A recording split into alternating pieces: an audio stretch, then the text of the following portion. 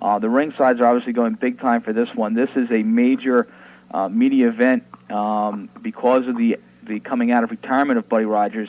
But more importantly, I think this match, I know a lot of the accent is being placed on Buddy Rogers and his rebirth. I think what you're seeing in this match also is the rebirth of Buddy Landell. Buddy's had some rough times in the past. Buddy, by his own admission, has made some mistakes.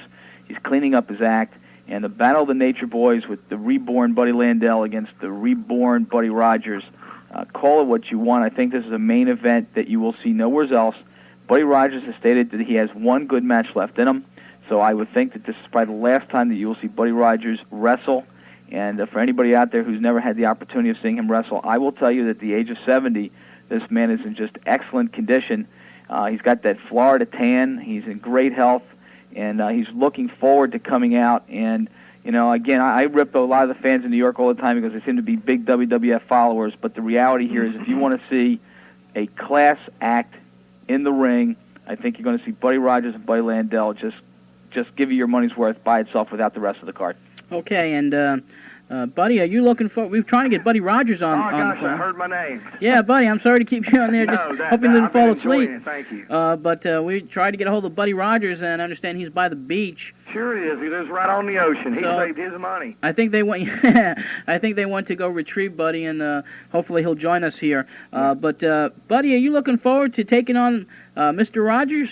Sure. Yeah, I really am. You know, like I said, I just want to thank Joel Goodhart and the TWA for having enough faith in me because, you know, there for a while I couldn't even get booked, man. You know, it's I was my own worst enemy, and so, you know, I just thank Joel and the TWA, and I have worked for Joel off and on for the last, you know, year or so, and have had good success. You know, I went up there with the attitude that, you know, that I was a star, and I didn't realize the tough competition that Joel had up in the TWA. Any given night, any of those guys. As a matter of fact, you know, Joel called me up and asked me if I would be interested in wrestling a young black kid by the name of J.T. Smith. I said, sure, no problem, you know, and I felt like that Burt Cooper last night going into the George Foreman fight, you know. I just, you know, stayed up 2 or 3 days, partied, didn't think about it, and I went up there and got beat. And I came back, next time got beat, you know. The kid beat me 2 or 3 times, and in the process, he had gained the TWA heavyweight belt.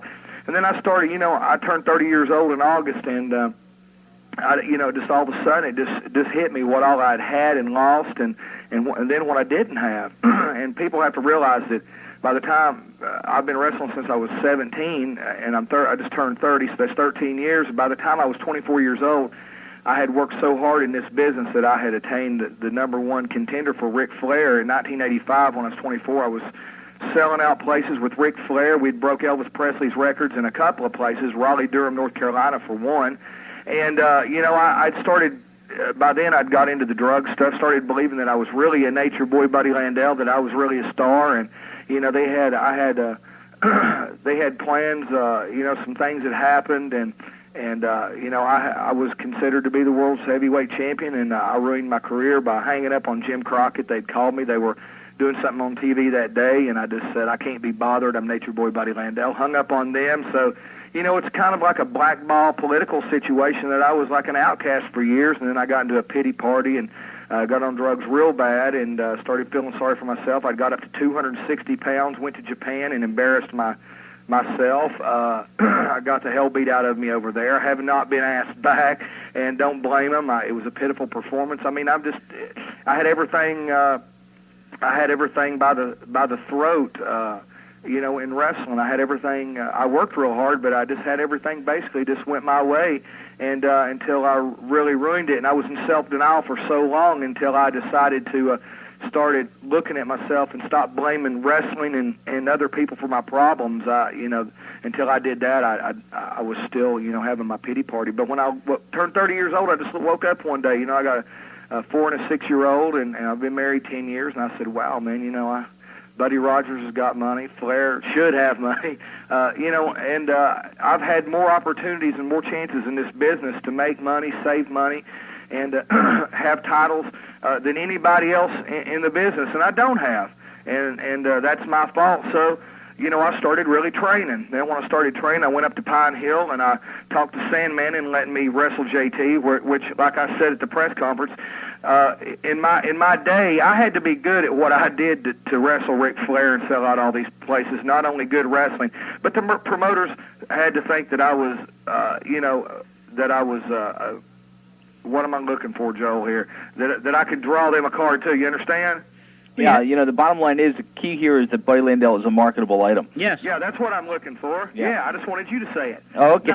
Now, anyway, so I talked. I went in there. I started training. I started doing the things. I went back, just like Rocky, man. I went back to, where I started at, man. I've started training. As a matter of fact, when your guy called me a minute ago, John, I was outside jumping rope, if you could believe that.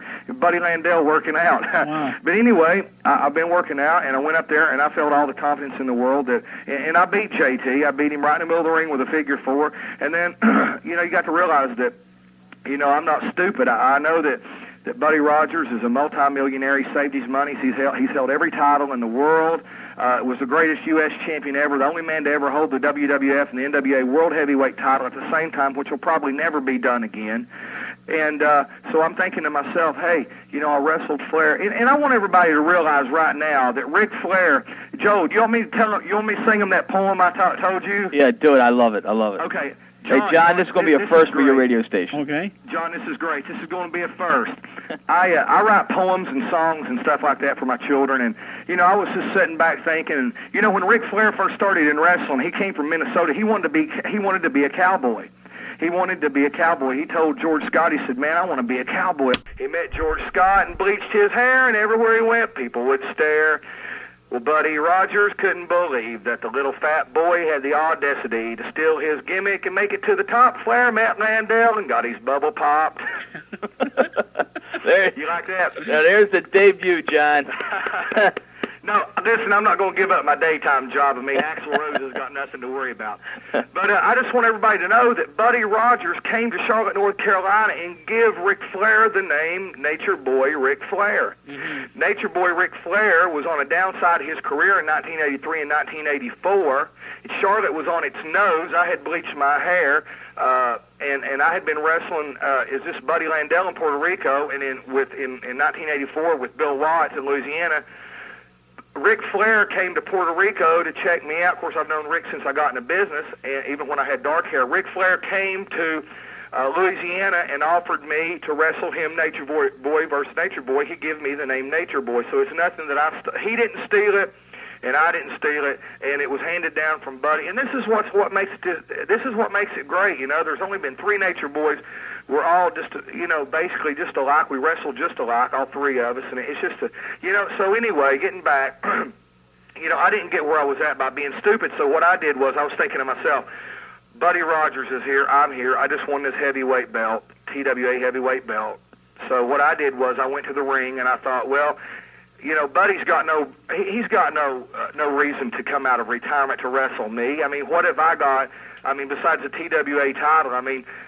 You know what I mean? The TWA means a lot, but Buddy Rogers, financially, he don't have any reason to come out of retirement. So I'm thinking to myself, well, if I insult him, get him riled up, and bust him upside the head or something, then maybe I might be able to coax him out of retirement, and that's exactly what I did.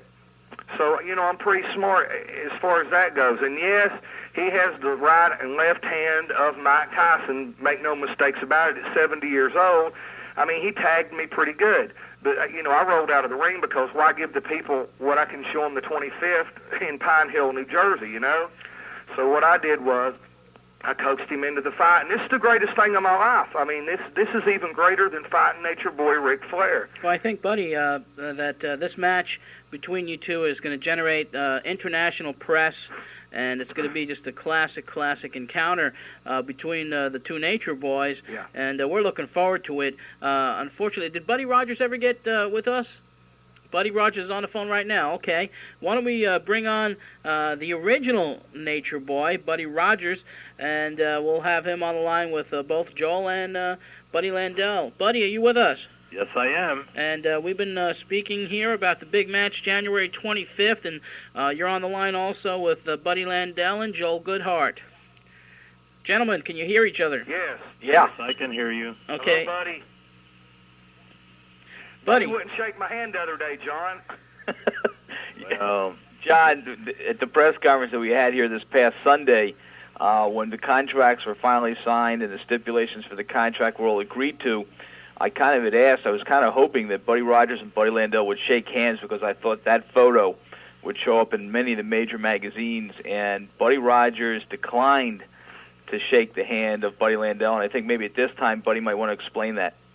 Well, he promised to shake my hand when he beats me, and I promised to shake his hand when I beat him. So, yeah, there you have it. The handshake will happen. The handshake will happen one way or the other. When Buddy was the champion, man, I'm going to tell you, see, I got a tape on Buddy. I'd never seen Buddy actually wrestle other than, just magazines and stuff. And then I had got a tape of him wrestling in Kaminsky Park in front of about 50 or 60,000 people, man, which ain't heard of nowadays.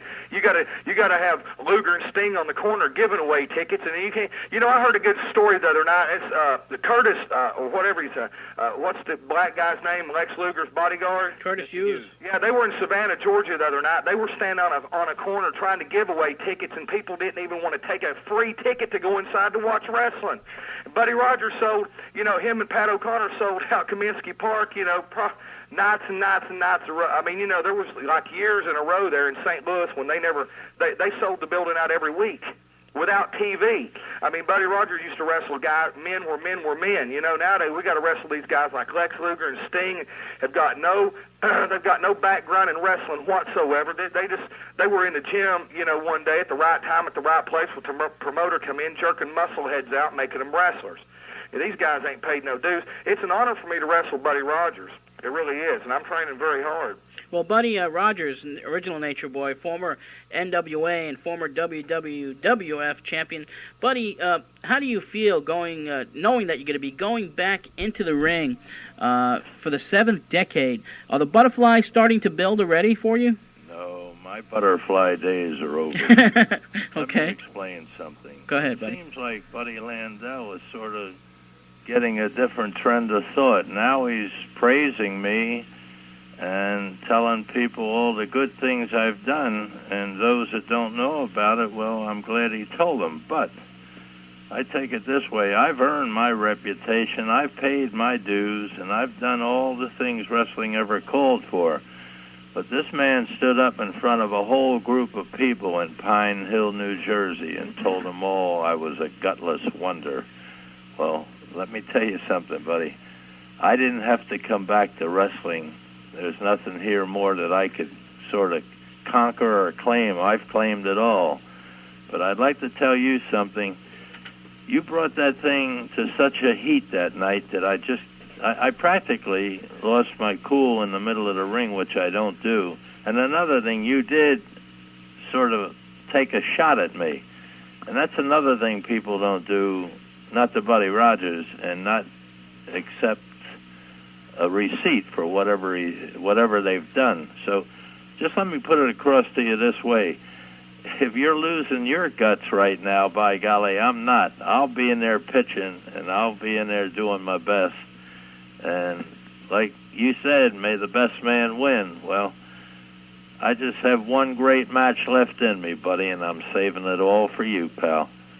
Well, just like I said, John, Joel, and Buddy, I'm not stupid. I know that Buddy had no reason whatsoever to come back into wrestling. So like I said, one good thing about me and my character is, my God-given ability is to make people mad, either what I say or whatever. So like Buddy said, I made him angry for one split second, which caused him to retaliate when I hit him. It caused him to want to come out of retirement to wrestle me. I know what better way to get my career back than to have Nature Boy Buddy Rogers wrestling Nature Boy Buddy Landell. Win, lose, or draw, people are going to look at me on the 25th and they're going to say, wow, Landell's trim, slim, he's tan, he's got his stuff together, look at his eyes, he's clear-headed, he's not on drugs, so I've got everything in the world. Even if I do lose, which I doubt very seriously I will be the beneficiary. I will be the one that will come out ahead, And I'm sure that I'm going to gain Buddy Rogers' respect, and I have all the admiration and respect in the world for Buddy Rogers. But I'm on a mission. I'm on a mission for me and my family, and I want to get back in wrestling what I really lost myself. It wasn't taken away other than my stupidity, and I'm getting it back. And I think that I proved step one the other night by making Buddy Rogers blow his cool and accepting the match, and whether I called him gutless. However, I coaxed him into coming back into wrestling. Be that as it may, the bottom line is the 25th, they're going to see Buddy Rogers wrestling in his 7th decade, going for the TWA heavyweight belt, wrestling the other Nature Boy, Buddy Landell. Well, I don't mind being a backseat Nature Boy to Buddy Rogers. People can call me a second cheap rate carbon copy. It don't make any difference to me. You know, as long as I'm associated with somebody as great as Buddy Rogers, any way they want to put it, verbally, it makes no difference to me. You know, so I'm just happy to have the match. I'm happy to have it to prove myself. And however I got it makes no difference. Okay, gentlemen, I tell you, everybody here is going to be looking forward to that match to see the original Nature Boy Buddy Rogers take on Buddy Landell for the TWA title in Philadelphia.